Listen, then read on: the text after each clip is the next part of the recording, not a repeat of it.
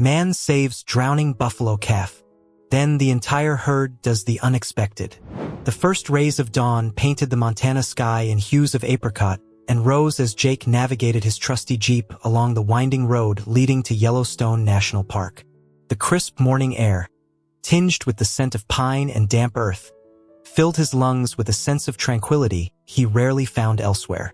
At 62, with a grizzled beard and crow's feet etched by years spent under the unforgiving sun, Jake carried himself with the quiet confidence of a man who had weathered life's storms and emerged, if not unscathed, then at least unbroken.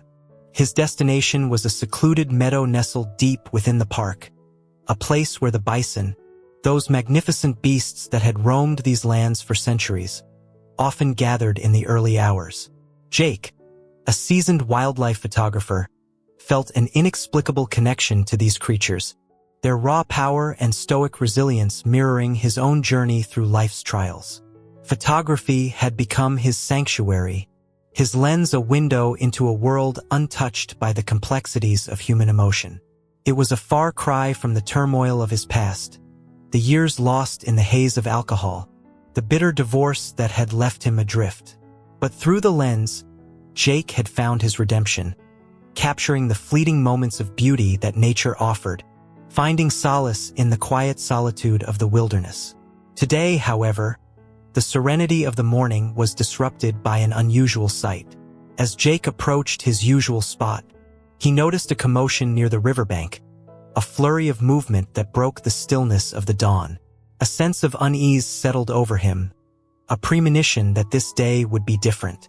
He parked his Jeep and cautiously made his way towards the disturbance, his camera bag slung over his shoulder. As he drew closer, the source of the commotion came into focus. A young bison calf, its dark coat matted with mud, was trapped in a swampy patch near the river's edge. Its desperate struggles only served to mire it deeper into the thick, clinging mud. Jake's heart sank. He was a photographer, not a rescuer. Yet, the sight of the helpless creature, its eyes wide with fear, stirred something deep within him. He couldn't just stand by and watch. He had to do something. Setting his camera bag down, Jake cautiously approached the calf, assessing the situation. The mud was thick and treacherous, and the calf was clearly exhausted. He reached out, trying to pull the calf free, but the mud held it fast. With each futile attempt, the calf's struggles grew weaker, its cries more desperate. Jake felt a surge of adrenaline, a primal instinct to protect the vulnerable creature. He knew he was in over his head, but he couldn't turn back now. He was all this calf had. The urgency of the situation spurred Jake into action. He waded cautiously into the mud, each step a battle against the sucking mire that threatened to steal his boots. The pungent smell of decaying vegetation filled his nostrils, mingling with the sharp scent of fear emanating from the trapped calf. He reached the calf, its flanks heaving with panicked breaths, its eyes wide and wild. "Easy there, fella," Jake murmured, his voice a low rumble meant to soothe. He kept his distance, wary of startling the creature further. Years of observing bison had taught him respect for their raw power, even in this vulnerable state. The calf's struggles had created a muddy crater around it, the thick, clay-like muck clinging to its legs like shackles. Jake knew he couldn't pull it out alone. He needed leverage, something to break the suction. His eyes scanned the surroundings, searching for a sturdy branch or a fallen log. But the immediate area offered nothing but reeds and treacherous mud. Frustration gnawed at him. He felt utterly helpless, a bystander to a tragedy in the making. He cursed his lack of foresight, his usual preparedness abandoned in the rush to document the serene beauty of the morning. No ropes, no tools, just his camera bag, useless in this desperate situation. Then, a glimmer of hope. His gaze fell upon a cluster of willows growing a few yards away. Their slender trunks, though flexible, might just provide the leverage he needed. He waded towards them, the mud sucking at his legs with every step. He selected a sturdy branch and, with considerable effort, managed to break it free.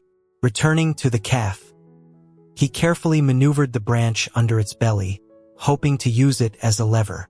He heaved, the muscles in his arms straining with the effort. The calf, sensing a change, let out a low bellow and struggled to push itself forward. But the mud held firm. The branch snapped with a sharp crack, sending splinters flying and Jake stumbling backward. He landed hard in the mud, his camera bag slipping from his grasp and sinking into the mire. "Damn it!" he swore, spitting out a mouthful of mud. He was soaked, exhausted, and no closer to freeing the calf. He looked at the creature, its struggles growing weaker, its eyes losing their fight. A wave of despair washed over him. He was failing. The weight of his failure pressed down on Jake like the thick mud clinging to his clothes. He lay there for a moment, the cold seep of the swamp water seeping through his jeans, a stark contrast to the fire of frustration burning in his gut. He was no stranger to setbacks, but this felt different. This wasn't just about him. It was about the life of another creature hanging in the balance. He pushed himself up, ignoring the aches in his aging body. He couldn't give up, not while the calf still had a fighting chance. He looked at the creature, its struggles growing feebler, its head drooping closer to the mud. He had to act fast. A desperate idea took root. He wouldn't pull the calf out, he would push it up. He waded back to the calf, his movements sluggish with exhaustion and the clinging mud.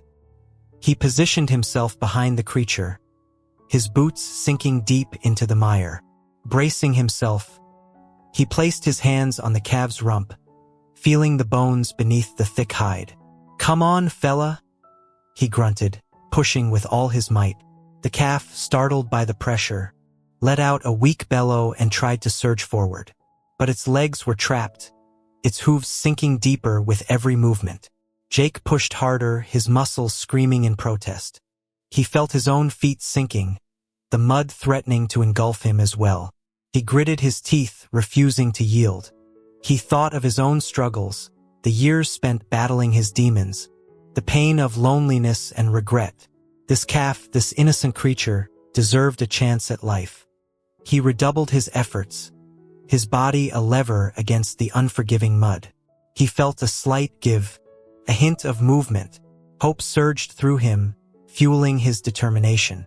He pushed again and again, each surge bringing the calf a fraction of an inch closer to solid ground.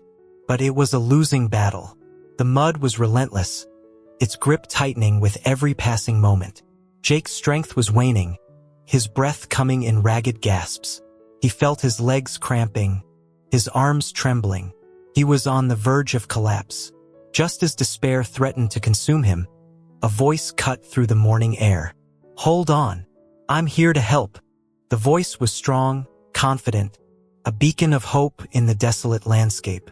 Jake turned his head, his vision blurred with sweat and exhaustion, to see a figure emerge from the trees.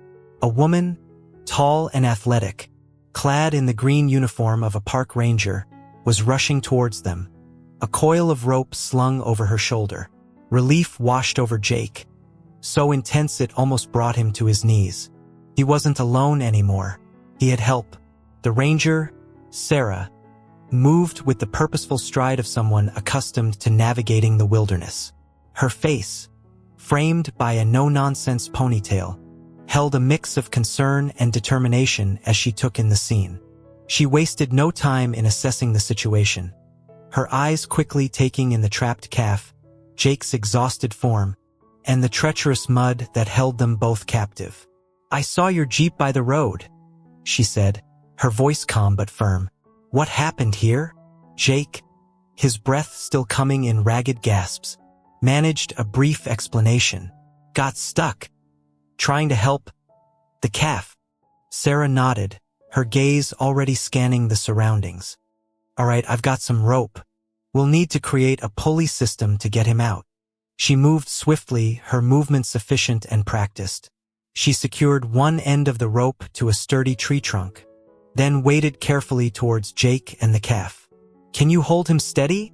she asked, her voice laced with a hint of urgency. Jake nodded, his arms aching but his resolve renewed. He shifted his position slightly, using his body as a brace to prevent the calf from sinking further. Sarah looped the other end of the rope around the calf's chest, careful to avoid its legs.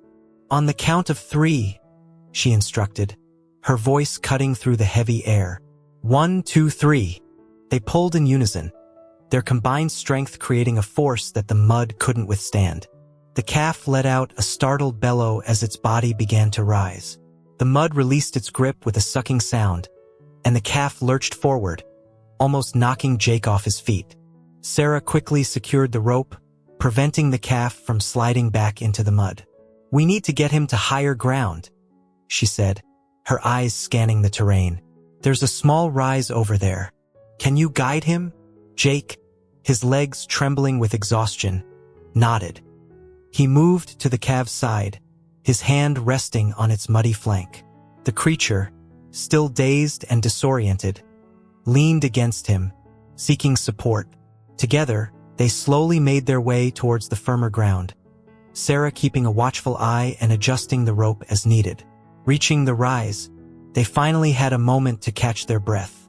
The calf, free from the mud's clutches, collapsed onto the grass, its sides heaving. Jake sank down beside it, his body heavy with exhaustion but his heart light with relief. Sarah knelt beside the calf, checking for injuries. "He seems okay," she said, her voice laced with a hint of wonder. "Just a bit shaken up." Jake looked at the calf, its eyes now calm and trusting. He felt a surge of affection for the creature, a bond forged in the shared struggle for survival. He reached out and gently stroked its muddy head, feeling a deep sense of gratitude for Sarah's timely arrival. He looked up at her, his eyes meeting hers. "Thank you," he said, his voice rough with emotion. "I don't know what I would have done without you." Sarah smiled, a genuine smile that lit up her face. "It's all part of the job," she said. "But I couldn't have done it without you either. You held on, even when it seemed hopeless." A comfortable silence settled between them, a shared understanding born from the intensity of the experience. They watched as the calf struggled to its feet, its legs still shaky but its spirit unbroken. In the distance, the rest of the herd had gathered, their low grunts echoing across the meadow. They seemed to sense that their young one was safe, their collective relief palpable. As the calf took its first tentative steps towards its family, Jake felt a sense of peace settle over him. He had faced his own fears, pushed his limits, and emerged stronger on the other side. And in doing so, he had helped another creature find its way back to safety. It was a feeling he wouldn't soon forget. The reunion between the calf and its mother was a sight to behold. The mother bison, a massive creature with a thick, shaggy coat, rushed towards her offspring, her deep bellows echoing across the meadow. The calf, its legs still wobbly, stumbled towards her, its own cries a mixture of relief and joy. They met in a tangle of legs and snorts, the mother nuzzling her calf with fierce tenderness. The rest of the herd gathered around, their massive bodies forming a protective circle. Jake and Sarah watched from a distance, their hearts swelling with emotion. "That's something you don't see every day," Sarah said, her voice soft with awe. Jake nodded, his camera clicking softly as he captured the tender scene. "It's a privilege to witness this," he murmured, his voice thick with emotion. Sarah turned to him, her eyes sparkling with admiration. "You know, you were incredibly brave back there. Most people would have given up, but you held on." Jake shrugged, a self-deprecating smile tugging at his lips. "I just couldn't leave him there. It didn't feel like a choice." Sarah studied him for a moment, her gaze lingering on his mud-streaked face and tired eyes. "Well, you did good, Jake," she said, her voice warm with sincerity. "You saved that calf's life." A wave of exhaustion washed over Jake, the adrenaline that had fueled him through the ordeal now fading. He felt his knees wobble, his body protesting the strain it had endured. Sarah noticed his fatigue. "Come on," she said, her hand gently touching his arm. "Let's get you cleaned up and back to your jeep." They walked slowly back towards the river, the mud sucking at their boots with every step. Sarah helped Jake wash the mud from his hands and face, the cool water a welcome relief. He felt a strange sense of intimacy in the simple act of caring, a connection forged in the shared experience. As they reached his Jeep, Sarah handed him a card. "Call me if you ever need anything," she said, her eyes meeting his with a warmth that sent a shiver down his spine. Jake took the card, his fingers brushing hers. "I will," he said, his voice husky with emotion. "And thank you again, Sarah, for everything." Sarah smiled, a flash of white teeth against her tan skin. "Take care of yourself, Jake," she said, turning to leave, "and keep taking those amazing photos." Jake watched her go, a strange flutter in his chest. He hadn't felt this spark of connection in years, this sense of being seen and appreciated. He climbed into his Jeep, his body aching but his spirit soaring. He had faced his fears, pushed his limits, and emerged stronger on the other side. And in doing so, he had found something he hadn't realized he was missing, a sense of purpose, a connection to something larger than himself. As he drove away from the meadow, the image of the reunited bison family etched in his mind. Jake felt a renewed sense of hope. He had been given a second chance, a chance to live a life filled with meaning and connection, and he was determined to make the most of it. The warmth of the late morning sun beat down on Jake's face as he drove back towards his small cabin nestled in the woods outside the park. The events of the morning played on a loop in his mind, the adrenaline slowly giving way to a bone-deep weariness. He felt every one of his 62 years, every ache and twinge a testament to the physical exertion he had endured. But beneath the fatigue, a quiet satisfaction hummed within him. He had faced a challenge, a test of his courage and resilience, and he had emerged victorious. He had saved a life, not with a camera lens but with his own two hands. It was a feeling unlike any he had experienced before, a sense of purpose that transcended the solitary pursuit of his art. Reaching his cabin, he stumbled inside, shedding his mud-caked boots and damp clothes with a sigh of relief. A hot shower washed away the grime and the lingering scent of the swamp, leaving him feeling refreshed and strangely invigorated. He made himself a strong cup of coffee, the familiar aroma filling the small kitchen. As he sipped the hot liquid, his gaze fell upon his camera bag, lying abandoned on the floor. He picked it up, wincing as he felt the dampness seep through the canvas. He opened it cautiously, hoping his equipment had survived the ordeal. To his relief, the camera and lenses seemed to be intact.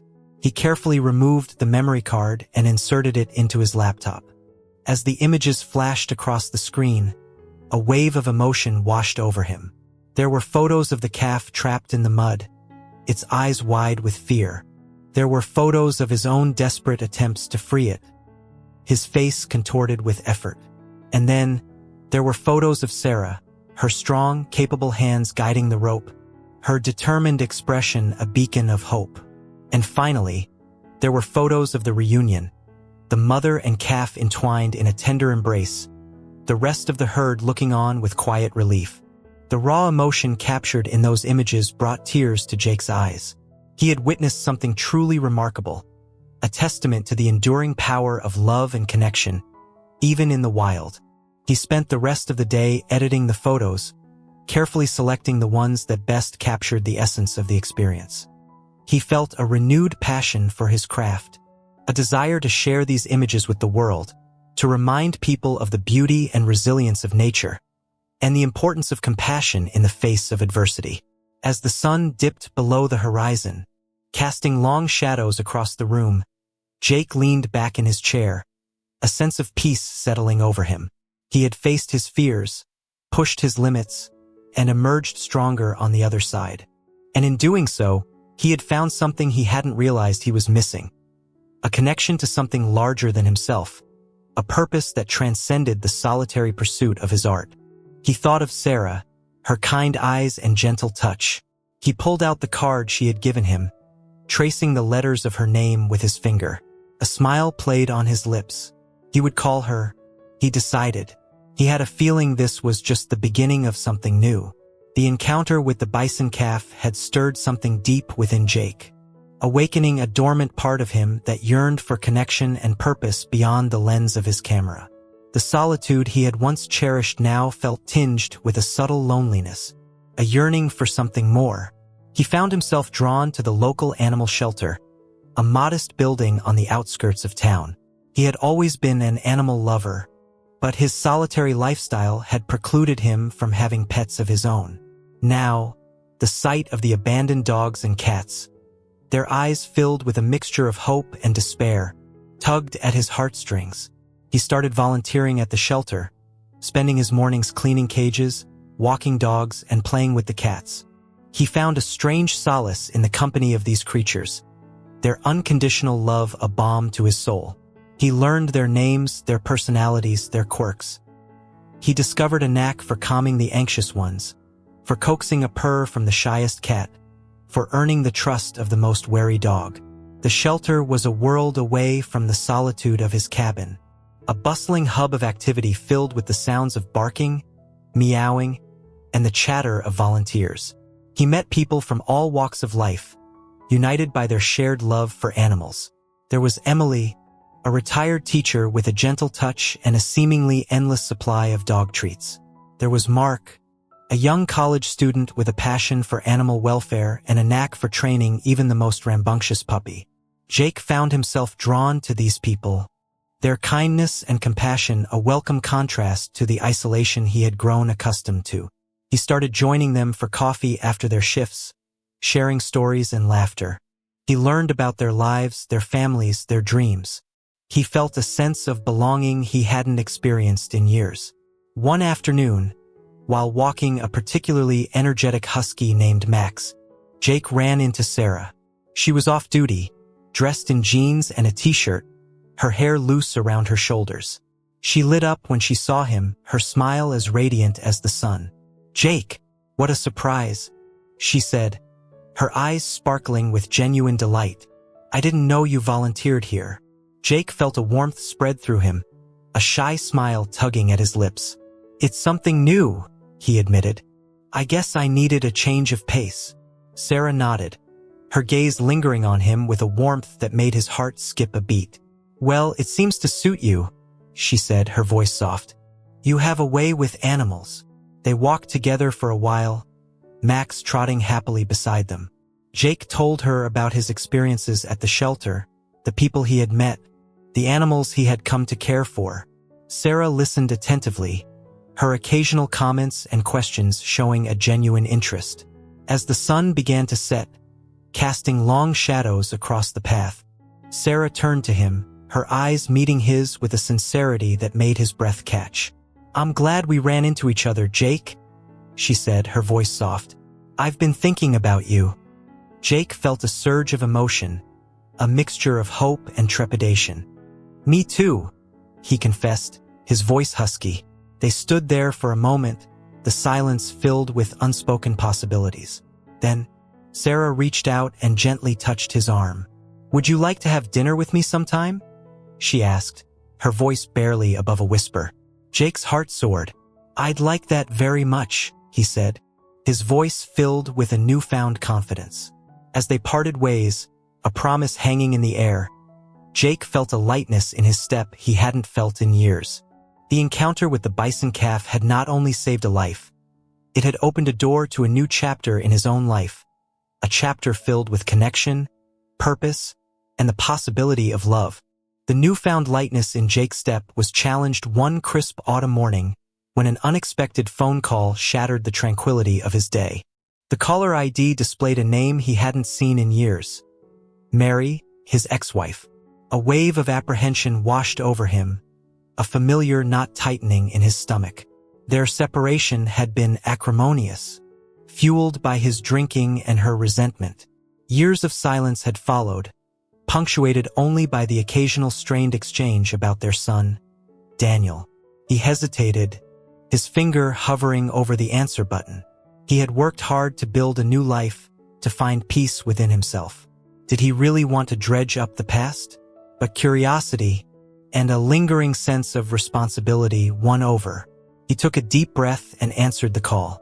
Mary's voice, once familiar and comforting, now held a tremor of anxiety. "Jake, it's Daniel. He's in trouble."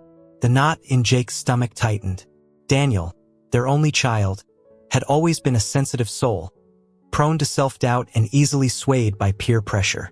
Jake had watched helplessly as his son followed in his footsteps, seeking solace in alcohol and bad company. "What kind of trouble?" Jake asked, his voice tight with apprehension. Mary's voice cracked. "He's been arrested. DUI. He totaled his car." Thankfully, no one was hurt. Relief washed over Jake, followed by a wave of guilt. He knew he bore some responsibility for Daniel's struggles. His own demons had cast a long shadow over his son's life. "Where is he?" Jake asked, his voice firming with resolve. Mary gave him the details, her voice laced with gratitude. "Thank you, Jake. I didn't know who else to call." The conversation ended with a tentative promise to stay in touch. Jake hung up the phone, his mind reeling. He felt a familiar pull towards the bottle, a yearning for the numbing oblivion it offered. But he pushed the thought aside. He had come too far to fall back into old habits. He had a responsibility to his son, a chance to make amends for his past failings. He drove to the county jail, his heart heavy with a mix of apprehension and determination. Seeing Daniel behind the glass partition, his face pale and drawn, his eyes filled with shame, brought a pang of paternal anguish. "Daniel," Jake said, his voice rough with emotion, "I'm here for you." Daniel looked up, surprise and a flicker of hope in his eyes. The visit was strained, filled with awkward silences and unspoken recriminations. But beneath the surface, a fragile connection was rekindled, a father's love reaching out to a son in need. Jake left the jail with a heavy heart, but also with a renewed sense of purpose. He would be there for Daniel, through the court dates, the rehab, the long road to recovery. He would offer his son the guidance and support he himself had lacked, a chance to break the cycle of addiction and find a path to a better life. He knew it wouldn't be easy. There would be setbacks, frustrations, and moments of despair. But Jake was no stranger to battles. He had faced his own demons, and he would stand by his son as he faced his. This was his chance to make amends, to heal the wounds of the past, and to forge a new future, not just for Daniel but for himself as well. The weeks that followed were a whirlwind of activity. Jake navigated the complexities of the legal system, advocating for Daniel while holding him accountable for his actions. He attended court hearings, met with lawyers, and researched rehabilitation programs. He drew on his own experiences with addiction, offering Daniel not just support but also understanding, a shared knowledge of the darkness that threatened to consume them both. He also found himself reconnecting with Mary. Their shared concern for Daniel bridged the chasm that had separated them for years. They met for coffee, discussed Daniel's progress, and shared the burden of worry and hope. In those shared moments, old resentments began to fade, replaced by a grudging respect and a flicker of the old affection that had once bound them together. One evening, after a particularly grueling day of court hearings and therapy sessions, Jake found Mary waiting for him at his cabin. She looked tired, her face etched with worry, but her eyes held a warmth he hadn't seen in years. "I brought dinner," she said, holding up a bag of takeout. "I figured you hadn't had a proper meal all day." Jake felt a lump form in his throat. This simple act of kindness, this gesture of concern, touched him deeply. He invited her in, and they ate in comfortable silence, the familiar rhythm of their shared history easing the tension. After dinner, they sat by the fireplace, the crackling flames casting dancing shadows on the walls. They talked about Daniel, about his struggles and his small victories.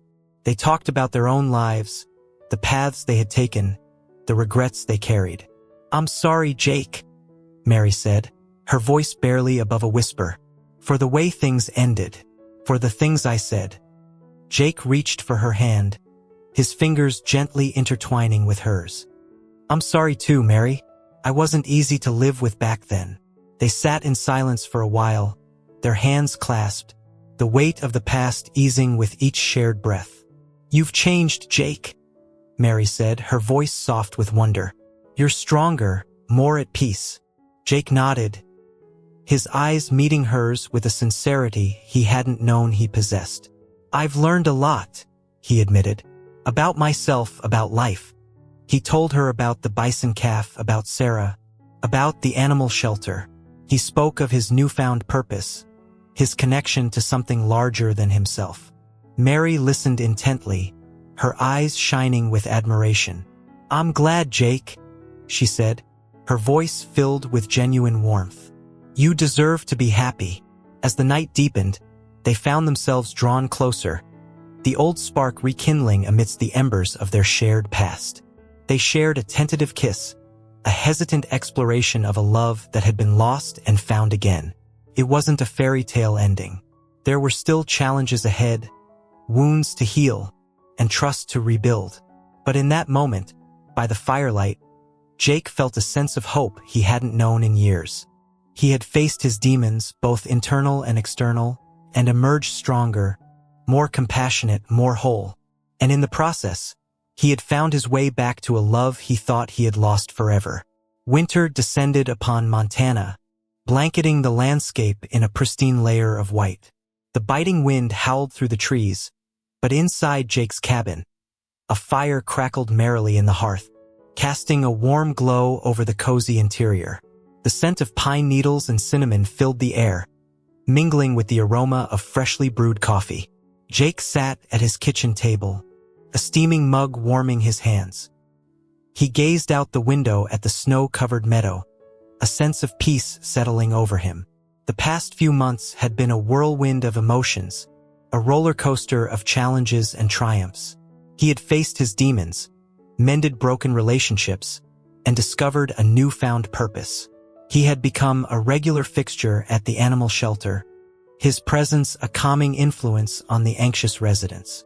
He had even started a photography project, capturing the unique personalities of the shelter animals in hopes of finding them forever homes. His photos, filled with empathy and warmth, had a way of capturing the essence of each creature, showcasing their resilience and their capacity for love. His relationship with Mary had blossomed anew, tentative at first, but gradually deepening into a comfortable companionship. They spent their weekends exploring the winter wonderland, hiking through snow-covered forests, and sharing quiet evenings by the fire. There was a newfound respect between them, a recognition of their shared history, and a willingness to embrace the future with open hearts. Daniel, too, was making progress. He had completed his rehabilitation program and was attending regular therapy sessions. He had found a part-time job at a local bookstore, a quiet haven where he could lose himself in the world of words. He still had his struggles, his demons lurking in the shadows, but he was facing them with a newfound courage, inspired by his father's resilience. One crisp December morning, Jake received a call from the local youth center. They had heard about his photography project at the animal shelter and were wondering if he would be interested in leading a photography workshop for a group of at-risk teenagers. Jake hesitated. He had never considered himself a teacher, and the thought of working with troubled youth filled him with apprehension. But then he thought of Daniel, of his own struggles, and the power of connection and creativity to heal wounded spirits. He agreed to lead the workshop, and soon found himself facing a group of sullen teenagers, their eyes filled with a mixture of defiance and vulnerability. He started by sharing his own story, his journey from despair to redemption. He spoke of the power of nature to soothe the soul, of the beauty that could be found in the most unexpected places. He taught them the basics of photography, how to frame a shot, how to capture the essence of a moment. He took them on field trips to the park, encouraging them to see the world through a different lens, to find beauty in the ordinary, to capture the stories that unfolded around them. He watched as their initial resistance gave way to curiosity, as their eyes lit up with newfound passion. He saw them connect with nature, with each other, and with themselves. He witnessed their creativity blossom, their voices emerge through the lens of their cameras. At the end of the workshop, the teenagers presented their photos, their stories captured in a series of poignant images. There were photos of frost-covered leaves, of playful squirrels, of the quiet strength of a snow-laden tree. There were portraits of each other, their faces revealing a vulnerability and a resilience that touched Jake deeply. As he looked at their work, Jake felt a surge of pride and gratitude. He had not only shared his passion, he had helped these young people find their own voices, their own paths to healing and self-discovery. The workshop marked a turning point for Jake. He continued to lead workshops, sharing his love of photography with people from all walks of life. He became a mentor, a guide, a beacon of hope for those who had lost their way. He found a deep satisfaction in helping others discover the beauty within themselves and the world around them. He had come full circle, from a solitary artist seeking solace in nature to a man deeply connected to his community. His life a testament to the power of resilience, compassion, and the enduring beauty of the human spirit.